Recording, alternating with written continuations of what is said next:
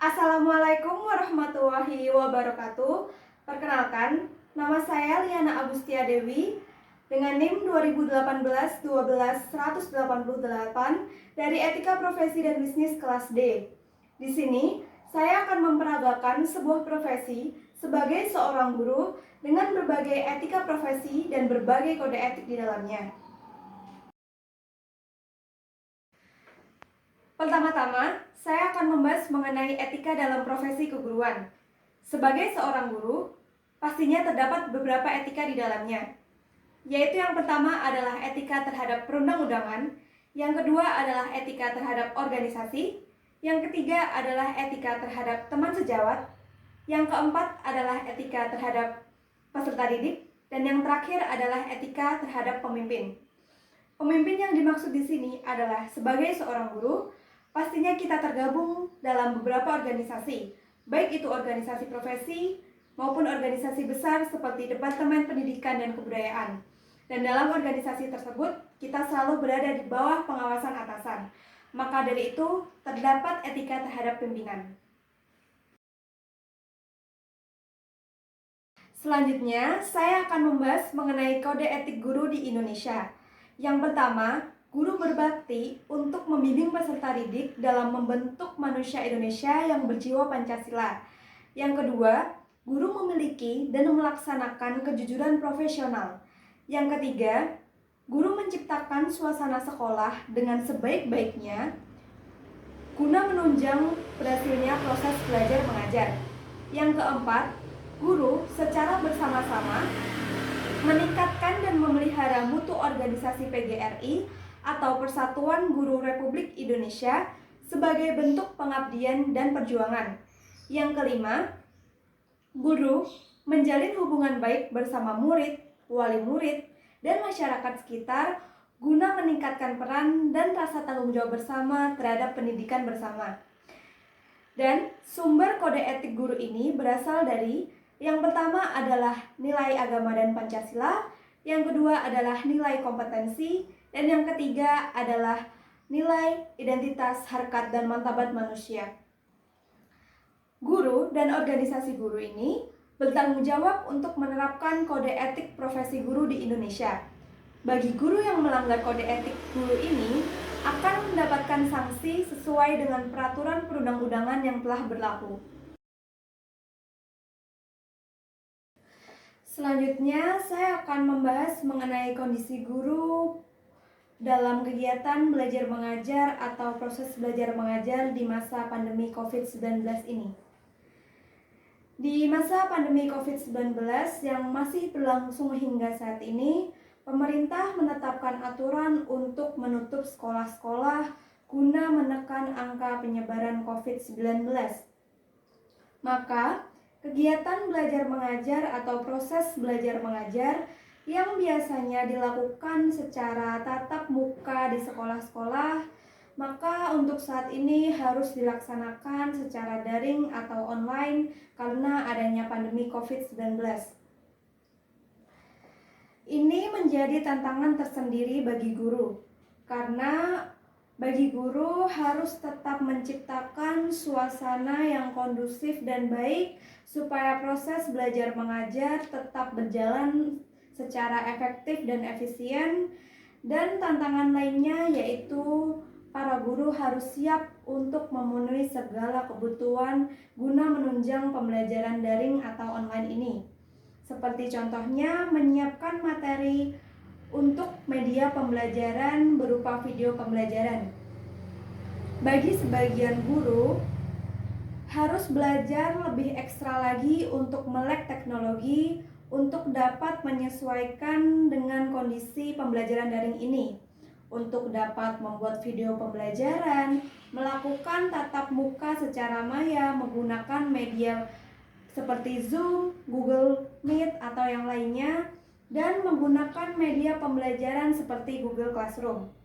Bagi sebagian orang awam dan orang-orang yang belum mengetahui seluk-beluknya, pasti menganggap bahwa pekerjaan guru di masa pandemi COVID-19 ini adalah pekerjaan yang mudah, karena mengajar dari rumah tetap digaji digaji oleh pemerintah atau yayasan.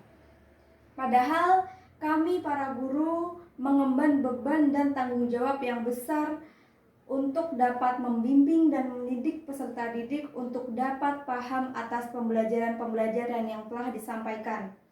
Maka kalian semua para murid atau mahasiswa harus menghargai para dosen atau para guru yang telah mengusahakan untuk dapat tetap berjalannya pembelajaran kegiatan belajar mengajar di masa pandemi COVID-19 ini. Guru dan para dosen adalah pahlawan tanpa tanda jasa. Maka kita harus tetap menghargai dan menghormati para guru. Sekian yang dapat saya sampaikan. Terima kasih.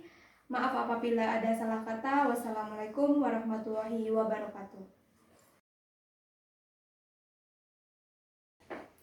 Pada kesempatan kali ini saya akan membahas mengenai etika lingkungan. Jadi etika lingkungan ini menjelaskan mengenai kekhawatiran yang telah mendorong adanya pengembangan harapan etika dan menjelaskan mengenai masalah-masalah tradisional yang dirasakan oleh stakeholder atau pemangku kepentingan lainnya, serta menjelaskan bagaimana kekhawatiran atau keprihatinan ini telah mendorong adanya harapan etika dan harapan akuntabilitas yang berorientasi kepada stakeholder atau pemangku kepentingan dan berorientasi kepada masa depan. Etika profesi dan bisnis sedikit banyaknya dipengaruhi oleh harapan dari masyarakat ataupun stakeholder lainnya. Dan harapan-harapan itu tentunya akan membawa perubahan tentang etika dan profesi bisnis yang sudah ada. Dengan demikian, etika dan profesi bisnis yang sudah ada pastinya akan selalu ada inovasi atau upgrade guna memenuhi kebutuhan stakeholder dan memenuhi tuntutan zaman saat ini.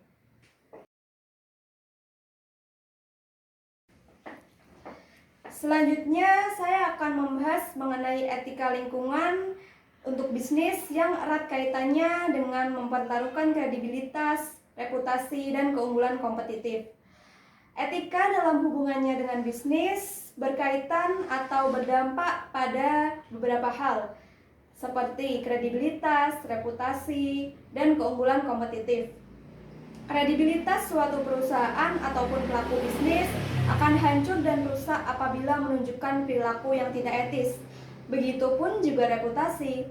Reputasi sebuah perusahaan maupun secara pribadi otomatis juga akan rusak apabila menunjukkan perilaku yang tidak sebagaimana pastinya. Profesi pada dasarnya dapat dimiliki oleh seseorang yang telah menempuh pendidikan tertentu yang akan mempengaruhi pada skill yang dimiliki. Namun, jika ada satu pihak dengan pihak yang lainnya yang menggeluti bidang atau profesi yang sama, maka pihak yang memiliki etika profesi dan bisnis yang baik itulah yang akan memiliki keunggulan kompetitif dibanding pihak yang lainnya. Selanjutnya, saya akan membahas harapan baru untuk bisnis. Dengan seiring berjalannya waktu, ternyata dijumpai banyak perilaku ataupun kebijakan perusahaan yang tidak sesuai dengan etika.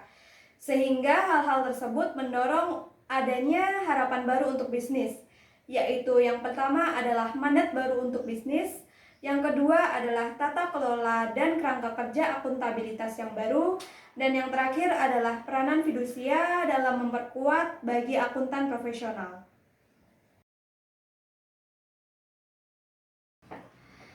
Intinya, dengan adanya etika lingkungan, maka etika profesi dan bisnis yang telah ada akan selalu mengalami perkembangan seiring dengan berjalannya waktu dan adanya perkembangan zaman, serta akan selalu ada upgrade dan inovasi-inovasi yang terbaru yang telah tercipta.